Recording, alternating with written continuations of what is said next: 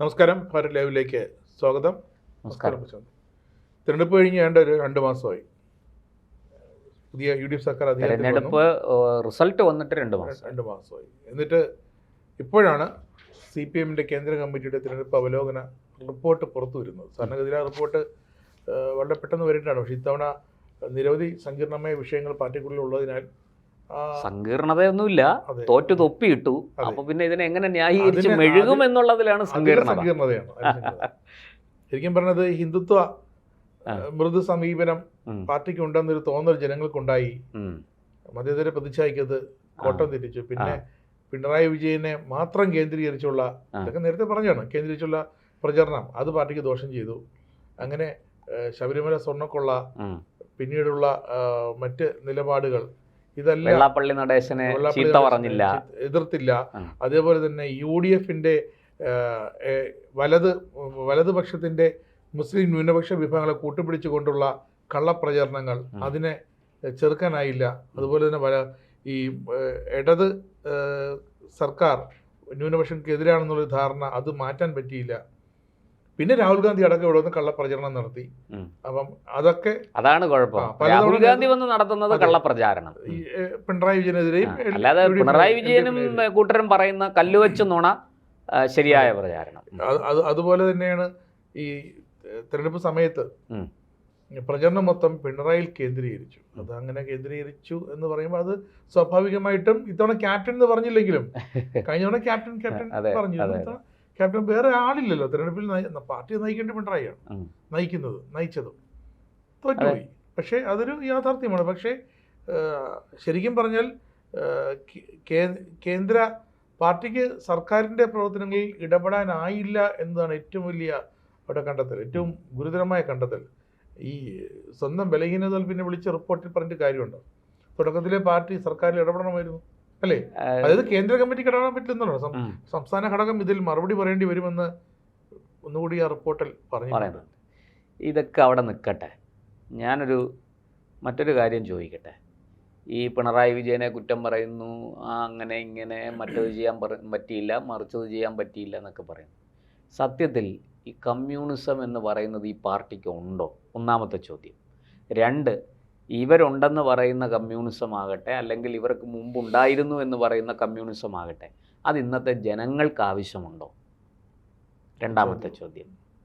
ഇന്നത്തെ ജനങ്ങൾക്ക് ആവശ്യമുള്ളത് കൊടുക്കാൻ ഇവരെ കൊണ്ട് പറ്റുന്നുണ്ടോ? ഇതൊന്നുമില്ലെങ്കിൽ, പിന്നെ ഇതിനൊന്നും പറ്റില്ലെങ്കിൽ പിന്നെ ഇവർ മിണ്ടാതിരിക്കുന്നതാണ് നല്ലത്.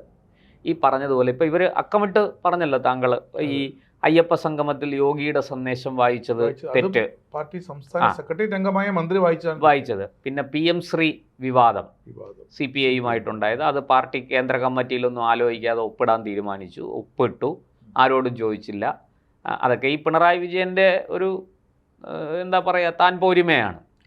പിന്നെ അതാണ് ഈ വ്യക്തി കേന്ദ്രീകൃത പ്രചാരണം, പിണറായിയെ മാത്രം മുന്നിൽ നിർത്തിക്കൊണ്ടുള്ള ഒരു പ്രചാരണം. പിന്നെ അതുപോലെ ഈ ശബരിമല സ്വർണ്ണക്കൊള്ള, രാജേഷ് നേരത്തെ പറഞ്ഞ. പിന്നെ മറ്റൊരു കാര്യം ഇവർ പറയുന്നുണ്ട്, മുൻ MLA-മാർ വിമതരായി മത്സരിച്ചു അതെ, സ്ഥാനാർത്ഥികൾക്കെതിരെ. അത് തളിപ്പറമ്പിലും മട്ടന്നൂരും അമ്പലപ്പുഴയിലുമൊക്കെ എന്തുകൊണ്ടവർ വിമതരായി എന്നുള്ളതിനെ കുറിച്ചൊന്നും ചർച്ചയില്ല. അവർ വിമതരായി മത്സരിച്ചു, തോറ്റു. അവരെ പിന്നെ നമ്മുടെ വശത്ത് നിർത്താൻ പാർട്ടിക്ക് പറ്റിയില്ല.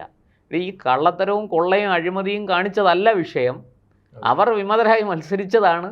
എന്നിട്ട് അവരെ നമ്മുടെ വശത്ത് നിർത്താൻ പറ്റിയില്ല. ജയിച്ചു എന്നതിലുപരി പാർട്ടി സ്ഥാനാർത്ഥികളെ തോൽപ്പിച്ചു എന്നുള്ളതാണ് ഏറ്റവും വലിയ. പിന്നെ ഈ പറഞ്ഞ പോലെ UDF എന്ത് കള്ളപ്രചാരണമാണ് പിണറായിയെ ലക്ഷ്യമിട്ട് നടത്തിയതെന്ന് എനിക്ക് മനസ്സിലാകുന്നില്ല. അങ്ങനെ ഒരുപാട് കാര്യങ്ങൾ ഇവർ പറയുന്നുണ്ട്. എൻ്റെ ചോദ്യം ഇതാണ്. ഒന്ന്, ഈ എന്തുകൊണ്ട് ഇവർ പറയുന്ന ന്യൂനപക്ഷങ്ങളാകുന്നു? ന്യൂനപക്ഷങ്ങൾ പണ്ടും ഇവർക്കൊപ്പമായിരുന്നു? അല്ലായിരുന്നു. ന്യൂനപക്ഷങ്ങൾ എപ്പോഴും ഒരു കോൺഗ്രസ് രാഷ്ട്രീയത്തിൻ്റെ കൂടെ നിന്നതാണ്. അത് ഇടക്കാലത്ത് വ്യാജ പ്രചാരണങ്ങളിലൂടെ ഇവർ അത് തങ്ങളുടെ വരുതിയിലാക്കി. അതായത് RSS എന്ന് പറയുന്ന ഒരു പ്രസ്ഥാനത്തെ കാണിച്ച് BJP കേന്ദ്രത്തിൽ ഇതാ നരേന്ദ്രമോദി ഭരിക്കാൻ വന്നിരിക്കുന്നു, ഇനി നിങ്ങൾക്കിവിടെ ഭക്ഷണ സ്വാതന്ത്ര്യമില്ല, അഭിപ്രായ സ്വാതന്ത്ര്യമില്ല, ഇഷ്ടമുള്ള വസ്ത്രം ധരിക്കാൻ പറ്റില്ല, പർദ്ദയൊക്കെ നിരോധിക്കും, അല്ലേ? അങ്ങനെ നിങ്ങളുടെ വസ്ത്രം, നിങ്ങളുടെ മതം, ചിന്തയൊക്കെ നിരോധിക്കുന്നു. മാത്രമല്ല എന്താ ചെയ്യുക? മുസ്ലിങ്ങളെ രണ്ടാം തരം പൗരന്മാരാക്കും, ക്രിസ്ത്യാനികളെ രണ്ടാം തരം പൗരന്മാരാക്കും. അത് RSSൻ്റെ സൈദ്ധാന്തികൻ ഗുരുജി ഗോൾവൾക്കറുടെ പുസ്തകത്തിൽ വിചാരധാര എന്ന് പറയുന്നൊരു പുസ്തകമല്ല, നിരവധി അദ്ദേഹം അയച്ച കത്തുകൾ, അദ്ദേഹം എഴുതിയ ലേഖനങ്ങളുടെ എല്ലാം ഒരു കമ്പൈൽ ചെയ്ത ഒരു സാധനമാണ് വിചാരധാര. BJPയുടെ പ്രത്യയശാസ്ത്രം എന്ന് പറയുന്നത് ഏകാത്മമാനവ ദർശനമാണ്. അതുപോലും അറിഞ്ഞുകൂടാത്ത കമ്മ്യൂണിസ്റ്റ് പാർട്ടിയാണ് BJPയെ തോൽപ്പിക്കാൻ നടക്കുന്നത്. BJPയുടെ പ്രത്യയശാസ്ത്രം എന്താണ്? എൻ്റെ ശത്രു ആരാണെന്നും ആ ശത്രുവിൻ്റെ കരുത്ത് എന്താണെന്നും അറിഞ്ഞാലല്ലേ എനിക്ക് ശത്രുവിനെ തോൽപ്പിക്കാൻ പറ്റുള്ളൂ. ആനയുടെ മുന്നിൽ ചെല്ലണമെങ്കിൽ ആന എന്താണ്? മനുഷ്യൻ ആനയുടെ മുന്നിൽ ചെല്ലാൻ പറ്റുമോ? സർക്കസിൽ ആനയുടെ മുന്നിൽ ചെല്ലാം, പക്ഷേ കാട്ടിലെ ആനയിലും നാട്ടിലെ ആനയുടെ മുന്നിലും പരിചയമില്ലാത്തൊരു വ്യക്തി മനസ്സിലാക്കണം. അതിന് തന്ത്രങ്ങൾ അറിയണം, അല്ലേ? ആനയെ മനസ്സിലാക്കണം. ഇത് BJPയുടെ BJPയുടെ പ്രത്യയശാസ്ത്രം എന്ന് പറയുന്നത് ഏകാത്മമാനവ ദർശനമാണ്. അതുപോലും അറിഞ്ഞൂടാതെ പകരം അത് RSSൻ്റെ വിചാരധാര എന്ന ഒറ്റ പുസ്തകത്തെ കേന്ദ്രീകരിച്ച് അതിനകത്ത് പറഞ്ഞിട്ടുണ്ട് രാജ്യത്തിന് 3 ശത്രുക്കളുണ്ട്. 1 മുസ്ലിങ്ങൾ, 2 ക്രിസ്ത്യാനികൾ, 3 പിന്നെ കമ്മ്യൂണിസ്റ്റുകാർ. ഈ ഡൽഹി, ഹരിയാന, UP, ബീഹാർ, അസം, മഹാരാഷ്ട്ര, അപ്പം ഇവിടെയൊക്കെ ശരിക്കും എന്താണ് സംഭവിക്കുന്നത്? അപ്പം അവിടെയൊക്കെ ഈ മുസ്ലിങ്ങളെല്ലാം രണ്ടാം തരം, ക്രിസ്ത്യാനികൾ അല്ല. അതിന് ഞാൻ മറുപടി പറയാം. ഇവിടെ ഒന്നും മരുന്നിന് പോലും CPM ഇല്ല ഇപ്പം. ഈ പണ്ട് മഹാരാഷ്ട്രയിൽ എന്തെങ്കിലുമൊക്കെ ഉണ്ടായിരുന്നു. ബംഗാൾ അവരാണ് ഭരിച്ചുകൊണ്ടിരുന്നത് 35 കൊല്ലം, 34.5 കൊല്ലം ഭരിച്ചു. അവസാനം ബംഗാളികൾ പറഞ്ഞു ഇനി മതി, നിർത്തിക്കോ എന്ന് പറഞ്ഞു. അതുപോലെ കേരളത്തിൽ തുടർച്ചയായിട്ട് 10 കൊല്ലം ഭരിച്ചപ്പോൾ മലയാളി പറഞ്ഞു മതി, ഇനി നിൻ്റെ ഭരണം വേണ്ട എന്ന് മലയാളി പറഞ്ഞു. അപ്പോൾ ഇവിടെ ഞാൻ ചോദിച്ചു വന്നത് അതൊക്കെയാണ്. അപ്പോൾ ഇങ്ങനെ സ്വർണ്ണക്കൊള്ളയിൽ എന്തുകൊണ്ട് കൃത്യമായി നടപടിയെടുത്തില്ല? കുറ്റവാളികളെ അന്ന് തന്നെ നിയമത്തിൻ്റെ മുമ്പിൽ കൊണ്ടുവന്നിരുന്നെങ്കിൽ പിണറായി വിജയൻ എന്തെങ്കിലും ബുദ്ധിമുട്ടുണ്ടാകുമായിരുന്നു. റിപ്പോർട്ടിൽ കുറ്റവാളികളല്ലല്ലോ പറയുന്നത്. ഇനി പത്മകുമാറിനെ അറസ്റ്റ് ചെയ്തപ്പോൾ എന്തുകൊണ്ട് അപ്പോഴേ നടപടിയെടുത്തില്ല? പത്മകുമാർ മാത്രമല്ലല്ലോ. അല്ല, അത് മാത്രമല്ല, സ്വർണ്ണക്കടത്ത് കേസ് അതിന് മുമ്പുണ്ടായതല്ലേ. സ്വർണ്ണക്കടത്ത് കേസിലെ പ്രതി ആരാണ്? ഇപ്പോൾ ED അന്വേഷിക്കുന്ന, ED ചോദ്യം ചെയ്ത് വിട്ടയച്ച ആളിൻ്റെ അച്ഛനല്ലേ പിണറായി വിജയൻ? അപ്പോൾ അതൊന്നും ഒരു വിഷയമല്ല. അപ്പോൾ ഇത് സത്യത്തിൽ ഇപ്പോൾ കേന്ദ്ര കമ്മിറ്റി ഈ സാധനം കൊണ്ടുവന്നത് വളരെ തന്ത്രപൂർവമാണ്. ഇത് പിണറായി വിജയനെ പ്രതിപക്ഷ നേതൃസ്ഥാനത്തുനിന്ന് മാറ്റുക എന്ന് മാത്രമല്ല, പാർട്ടിയിൽ നിന്ന് തന്നെ പുറത്താക്കുമോ എന്നാണ് ഞാൻ ഇപ്പോൾ ഈ കേന്ദ്ര കമ്മിറ്റി റിപ്പോർട്ട് കാണുമ്പോൾ എനിക്ക് തോന്നുന്നത്. ശ്രീ പിണറായി വിജയൻ ഉള്ളതുകൊണ്ടാണ് പാർട്ടി ഇപ്പോഴും പാർട്ടിയായിട്ട് നിൽക്കുന്നതെന്ന് ഞാൻ പറയും. അല്ല, അദ്ദേഹത്തെ പിടിച്ച് വീട്ടിൽ ഇരുത്തിയാൽ അതൊക്കെ ആയിക്കോട്ടെ രാജേഷ്, അതെല്ലാം ഞാൻ സമ്മതിച്ചു.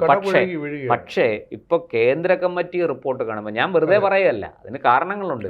ഈ കേന്ദ്ര കമ്മിറ്റി റിപ്പോർട്ടിൽ വളരെ കൃത്യമായിട്ട് ഈ ചോദ്യമുനകളെല്ലാം ചെല്ലുന്നത് ആരുടെ നേതൃത്വം?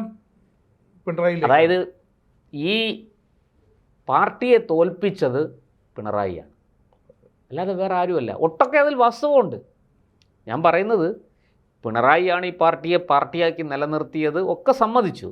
പക്ഷേ അത് താങ്കൾ പറഞ്ഞതിനോട് ഞാനും യോജിക്കുന്നു. പിണറായിയുടെ കരുത്തും ബുദ്ധിയും പിണറായിയുടെ സൂത്രങ്ങളും പിണറായിയുടെ തന്ത്രങ്ങളും പിണറായിയുടെ രാഷ്ട്രീയവുമാണ് കമ്മ്യൂണിസ്റ്റ് പാർട്ടിയെ ഇന്ന് ഈ രൂപത്തിലെങ്കിലും കേരളത്തിലെങ്കിലും നിലനിൽക്കാൻ സഹായിക്കുന്നത്.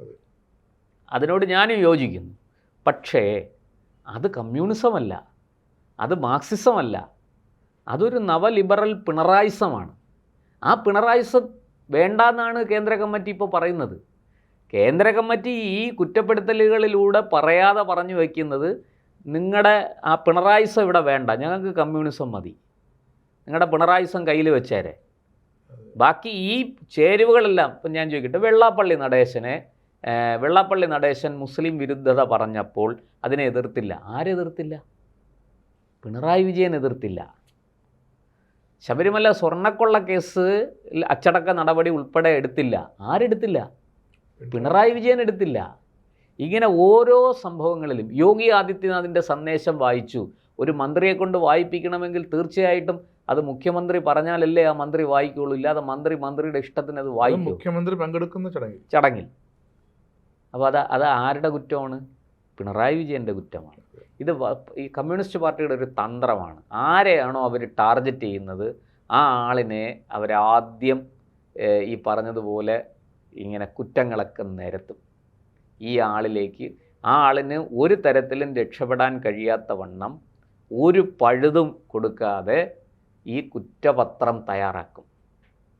ഇനി കണ്ടോളൂ, ഈ കുറ്റപത്രത്തിൻ്റെ അടിസ്ഥാനത്തിൽ, ഇതൊരു കുറ്റപത്രമാണ്, ഇത് കേന്ദ്ര കമ്മിറ്റി റിപ്പോർട്ടല്ല, ഇത് കേന്ദ്ര കമ്മിറ്റി മുമ്പോട്ട് വച്ചിരിക്കുന്ന ഒരു കുറ്റപത്രമാണ് പിണറായി വിജയനെതിരായിട്ട്.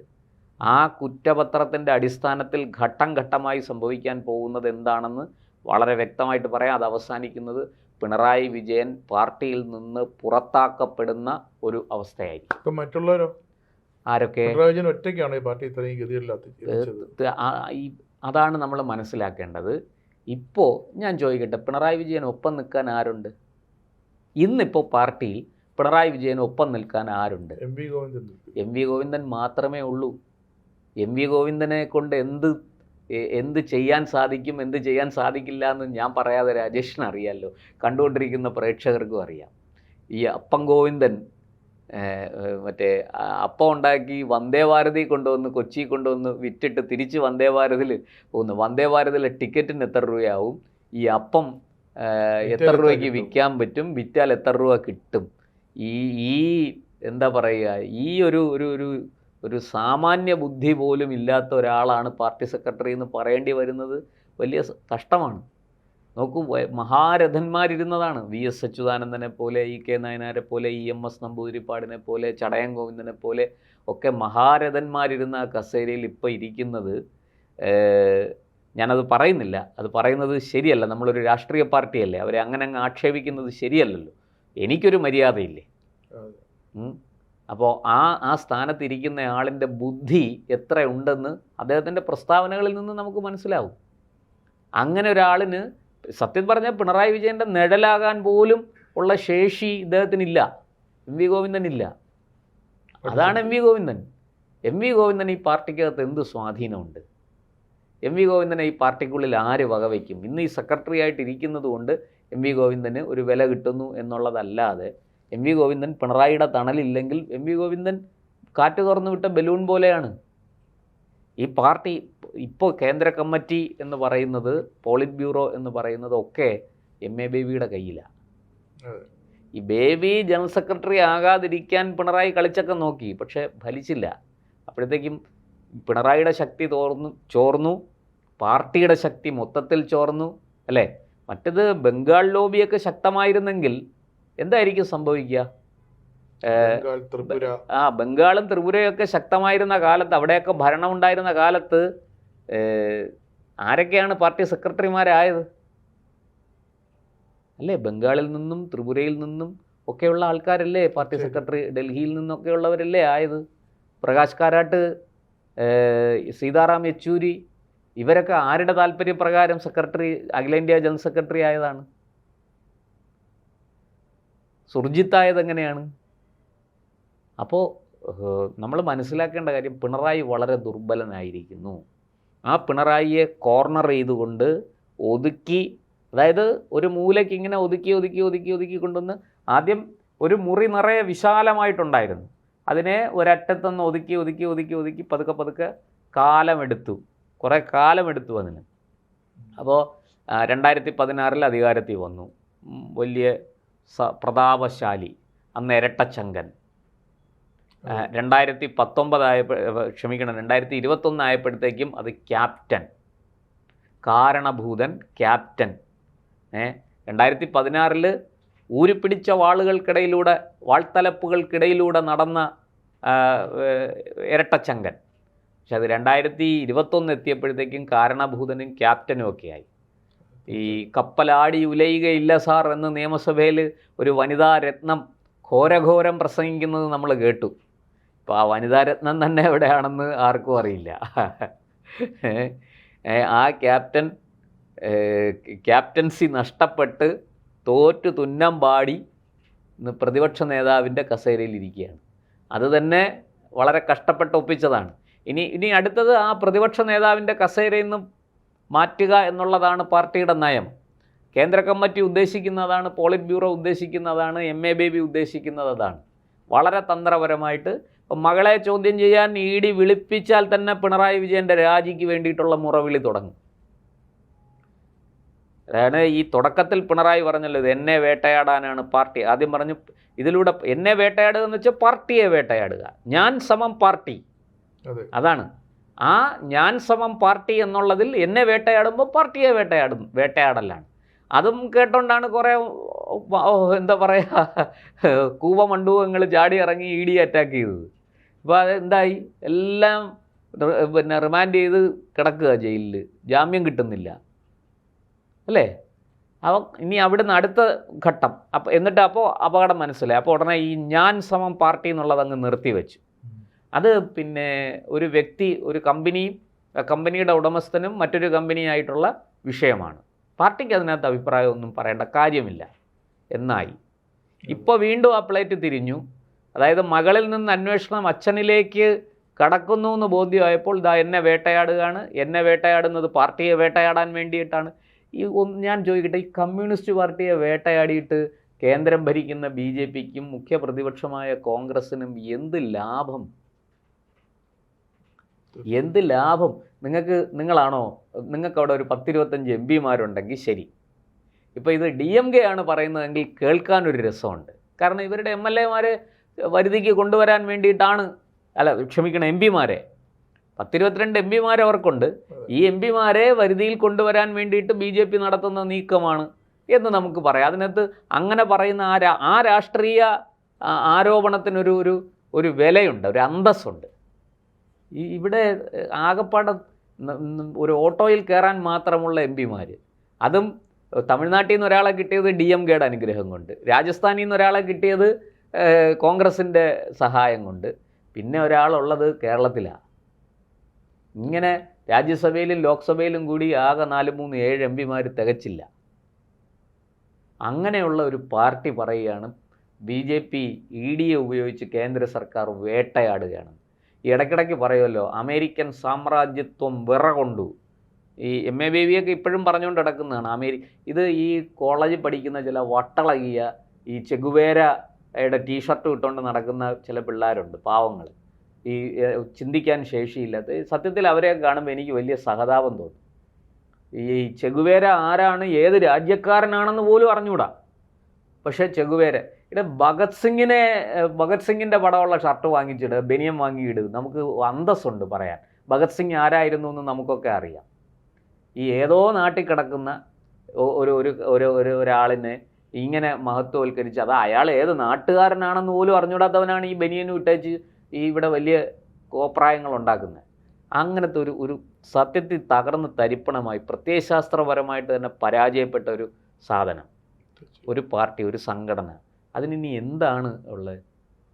അപ്പോൾ ഇവിടെ പക്ഷേ ഇതിൻ്റെ ഈ സംവിധാനം ഉണ്ടല്ലോ, ആ സിസ്റ്റം കുറേ കാലം കൂടെ നിൽക്കും. ആ സിസ്റ്റത്തിൽ ഇനി പിണറായി വിജയൻ വേണ്ട എന്നാണ് MA ബേബിയുടെ തീരുമാനം. ആ MA ബേബിയുടെ കൂടെ തോമസ് ഐസക് ഉണ്ട്. ആ MA ബേബിയുടെ കൂടെ ഇന്ന് ഇവിടുന്ന് ജയിച്ചു വന്നിരിക്കുന്ന ഒരുവിധപ്പെട്ട എല്ലാവരും ഉണ്ട്. ഒരു കാലത്ത് പിണറായിയുടെ ദയാദാക്ഷിണ്യങ്ങൾ വാങ്ങി അത് സ്വീകരിച്ച് നിലനിന്ന ഒട്ടനവധി ആൾക്കാർ ഇന്ന് പിണറായി വിരുദ്ധ ചേരിയിലാണ്. അവർക്ക് എങ്ങനെയും പിണറായിയെ ബലി കൊടുത്തിട്ടാണെങ്കിലും ശരി പാർട്ടിയെ തിരിച്ചു കൊണ്ടുവരണം. കാരണം എല്ലാവർക്കും അധികാരം വേണം. അധികാരം ഉണ്ടെങ്കിലേ ഈ സുഖമൊക്കെ ആസ്വദിക്കാൻ പറ്റുള്ളൂ. സാമ്പത്തികം അധികാരത്തിലൂടെ വരുന്നതാണ്. ഇതൊക്കെ നന്നായിട്ട് ഈ പ്രത്യയശാസ്ത്രമില്ലാത്ത ഈ പാർട്ടിയുടെ നേതാക്കൾക്കെല്ലാം നന്നായിട്ടറിയാം. അവരെ സംബന്ധിച്ച് പിണറായി വിജയൻ വയസ്സായി, വളരെ ആരോഗ്യം മോശം, മകള് കേസിൽ പ്രതിയായി, ഇനിയിപ്പോൾ അച്ഛനും ചിലപ്പോൾ പ്രതിയാകുമെന്ന് കേൾക്കുന്നു, നമുക്കറിയില്ല. ED അന്വേഷണം അച്ഛന് നേരെയും ഉണ്ടാകുമെന്ന് പറയപ്പെടുന്നു, വാർത്താമാധ്യമങ്ങളൊക്കെ അങ്ങനെ റിപ്പോർട്ട് ചെയ്യുന്നു. അപ്പോൾ പിന്നെ ഇനിയിപ്പോൾ ഒറ്റ വഴിയേ ഉള്ളൂ. അതായത് ഒരു കുടുംബത്തിന് വേണ്ടി ഒരു വ്യക്തിയെ ബലി കൊടുക്കാം, ഒരു കുലത്തിന് വേണ്ടി ഒരു കുടുംബത്തെ, ഒരു വീടിനെ ബലി കൊടുക്കാം, ഒരു വീട്ടിലെ ഒരു കുടുംബാംഗങ്ങളെ മൊത്തം കൊടുക്കാം, ഒരു ഗ്രാമത്തിന് വേണ്ടി ഒരു കുലത്തെ ബലി കൊടുക്കാം, ഒരു ദേശത്തിന് വേണ്ടി ഒരു ഗ്രാമത്തെ ബലി കൊടുക്കാം, ഒരു രാജ്യത്തിന് വേണ്ടി ഒരു ദേശത്തെ ബലി കൊടുക്കാം. ഈ പഴയ സിദ്ധാന്തമാണ്. ഇതാണ് കമ്മ്യൂണിസ്റ്റ് പാർട്ടി. എന്നാൽ പിന്നെ ഇനി എന്തായാലും പിണറായി വിജയൻ പ്രതിയാകും, അല്ലെങ്കിൽ ED ചോദ്യം ചെയ്യും, മകള് പ്രതിയാകും. ഇതൊക്കെയാണ് പാർട്ടിയുടെ മുഖം രക്ഷിക്കാൻ എന്ത് ചെയ്യും? പിണറായി വിജയനെ ഒഴിവാക്കുക. അതിൻ്റെ മുന്നോടിയാണ് ഈ കുറ്റപത്രം. അല്ലാതെ ഇത് വേറൊന്നുമല്ല. ഇത് കേന്ദ്ര കമ്മിറ്റി ഈ തെരഞ്ഞെടുപ്പ് പരാജയത്തെക്കുറിച്ച് നടത്തിയിരിക്കുന്ന അവലോകന റിപ്പോർട്ടെന്നൊക്കെ പുറത്ത് പറയണമെങ്കിലും അടിസ്ഥാനപരമായിട്ട് ഇത് പിണറായിക്കെതിരായ കുറ്റപത്രമാണ്. വളരെ കൃത്യമാണ്. CPM വിഭാഗീയത പുതിയ തലങ്ങളിലേക്ക് കടന്നിരിക്കുന്നു. അത് പിണറായിയെ കാത്തിരിക്കുന്നത് എന്തൊക്കെ ദുരന്തങ്ങളാണെന്ന് നമുക്ക് പ്രവചിക്കാൻ കഴിയില്ല. അതൊക്കെ കണ്ടു തന്നെ അറിയാം. കമ്മ്യൂണിസ്റ്റ് പാർട്ടിയുടെ ചരിത്രവും പാരമ്പര്യവും ഒക്കെ എടുത്തു നോക്കിയാൽ നമുക്കറിയാം. MV രാഘവനോട് എന്താണ് ചെയ്തത്, KR ഗൗരിയമ്മയോട് എന്താണ് ചെയ്തത്, സഖാവ് VS അച്യുതാനന്ദനെ എങ്ങനെയാണ് ഈ പാർട്ടി കൈകാര്യം ചെയ്തതെന്ന് നമുക്കെല്ലാവർക്കും അറിയാം. ഏറ്റവും ഒടുവിൽ അറിയാവുന്ന നമ്മളൊക്കെ ഈ വർത്തമാനകാലത്ത് അത് കഴിഞ്ഞാൽ G സുധാകരൻ, TK ഗോവിന്ദൻ, കുഞ്ഞികൃഷ്ണൻ. അപ്പോൾ ഈ പാർട്ടി എങ്ങനെയാണ് ഈ നേതാക്കളോടൊക്കെ പെരുമാറിയതെന്നറിയാം. ഇത് സഖാവ് പിണറായി വിജയനും ബാധകമാണ്. അദ്ദേഹത്തെ കാത്തിരിക്കുന്നതും ഈ വെല്ലുവിളികളൊക്കെ തന്നെയാണ്. പിന്നെ പിണറായി വിജയൻ അദ്ദേഹത്തിൻ്റെ സ്വതസിദ്ധമായ കഴിവുകൊണ്ട്, സ്വതസിദ്ധമായ സൂത്രങ്ങളും ബുദ്ധിയും കൊണ്ട് ഇതിനെ അതിജീവിക്കുമോ എന്നുള്ളതാണ് നമ്മൾ കാത്തിരുന്ന് കാണേണ്ടത്. അതെ, അത് രാഷ്ട്രീയ ചാണക്യനാണ്. രാഷ്ട്രീയമായ ബുദ്ധിയുണ്ട് അദ്ദേഹത്തിന്. പിന്നെ അദ്ദേഹത്തിൻ്റെ കയ്യിൽ അളവറ്റ പണമുണ്ടെന്നൊക്കെ ആൾക്കാർ പറയുന്നു, നമുക്കറിയില്ല. അങ്ങനെയൊക്കെ ഉള്ള പിണറായി വിജയൻ തീർച്ചയായിട്ടും അദ്ദേഹവും വെറുതെ ഇരിക്കില്ലല്ലോ. അദ്ദേഹത്തിൻ്റെ ബുദ്ധിക്ക് യാതൊരു കുഴപ്പമില്ല. അതുകൊണ്ട് ഈ അവലോകന റിപ്പോർട്ട് തനിക്കെതിരെയുള്ള കുറ്റപത്രമാണെന്ന് തിരിച്ചറിയാൻ മാത്രമുള്ള ബുദ്ധിവൈഭവവും ഒക്കെ സഖാവ് പിണറായി വിജയനുണ്ട്. അതുകൊണ്ട് അദ്ദേഹം അതിനെ മറികടക്കാനുള്ള മറുമരുന്ന് തേടും. പിന്നെ ഒരു കാര്യമുണ്ട്, കാലം പിഴച്ചാൽ മരുമകൻ പോലും മകനും മരുമകനും മകളും ഒന്നും കൂടെ ഉണ്ടാവില്ല. അതൊരു പ്രകൃതി തത്വമാണ്. ജനറൽ സെക്രട്ടറി MA ബേബി ഒന്നും കാണാതെ ഈ പറയുമല്ലോ, നായര് ഒന്നും കാണാതെ കണ്ടിച്ചാടില്ല എന്ന് പറഞ്ഞു വരരുത് ഈ ചെയ്തതൊക്കെ. പക്ഷെ അതുകൊണ്ട് അദ്ദേഹം എന്തെങ്കിലും ഒന്ന് മനസ്സിൽ കണ്ടായിരിക്കും. അതെ, വളരെ അല്ല, അത് ഈ കേഡർ സ്വഭാവമുള്ള പാർട്ടികളിലെല്ലാം ഇങ്ങനൊരു പ്രശ്നമുണ്ട് രാജേഷ് ജി. മുമ്പ് VS അച്യുതാനന്ദൻ എത്ര ശക്തനായിരുന്നു. അദ്ദേഹമാണ് MV രാഘവനെയും KR ഗൗരിയമ്മയും പുറത്താക്കുന്നത്. അദ്ദേഹത്തിൻ്റെ ബുദ്ധിയാണ്. അന്ന് അദ്ദേഹം അതിന് കൂട്ടുപിടിച്ചത് പിണറായി വിജയനാണ്. അതേ പിണറായി വിജയൻ പാർട്ടി സെക്രട്ടറി ആയി കഴിഞ്ഞതും ഒറ്റയടിക്ക് നിറം മാറി. പിന്നെ VSനെ വെട്ടാനായി അദ്ദേഹത്തിൻ്റെ ശ്രമം. അത് ആഞ്ഞാഞ്ഞ് വെട്ടിയെങ്കിലും VS തന്ത്രജ്ഞനായിരുന്നത് കൊണ്ട് ഒഴിഞ്ഞു മാറി അദ്ദേഹം വല്ലച്ച് അതിന് മുഖ്യമന്ത്രി കസേരയിലിരുന്നു. ആ 5 കൊല്ലം അദ്ദേഹത്തിന് സ്വസ്ഥമായിട്ട് അവിടെ ഇരിക്കാൻ സാധിച്ചില്ല. അത് കഴിഞ്ഞ് 2011 തുടർഭരണം കിട്ടേണ്ടതായിരുന്നു. അതില്ലാതാക്കിയത് ആരാണ്? അന്നത്തെ പാർട്ടിയാണ്. പാർട്ടി സെക്രട്ടറി ആയിരുന്ന ശ്രീ പിണറായി വിജയനാണ്. ഇതൊക്കെ കേരള രാഷ്ട്രീയം കണ്ട് പഴകിയ ചരിത്രമാണ്. ഇത് നമ്മളൊക്കെ ആ കാലത്ത് പത്രപ്രവർത്തനത്തിൽ ഉള്ളവരാണ്. നമുക്ക് അറിയുന്ന കാര്യങ്ങളാണ്. അതൊക്കെ വളരെ വിശദമായിട്ടിരുന്ന് ചർച്ച ചെയ്യാനുള്ള സമയമില്ല നമുക്ക്. അതിനെക്കുറിച്ച് പറയേണ്ട അവസരത്തിൽ നമുക്ക് പറയാം. പിണറായി വിജയന്റെ പ്രതികരണം എന്താണെന്ന് ഇനി കാത്തിരുന്ന് കാണേണ്ടിയിരിക്കുന്നു. അന്ന് VSന് നേരിടേണ്ടി വന്നതെല്ലാം ഇന്നിതാ പിണറായി വിജയന് നേരിടേണ്ടി വരുന്നു. നമുക്ക് ബാക്കി കാര്യങ്ങൾ കാത്തിരുന്ന് കാണാം. കഥ മുന്നോട്ട് തന്നെ.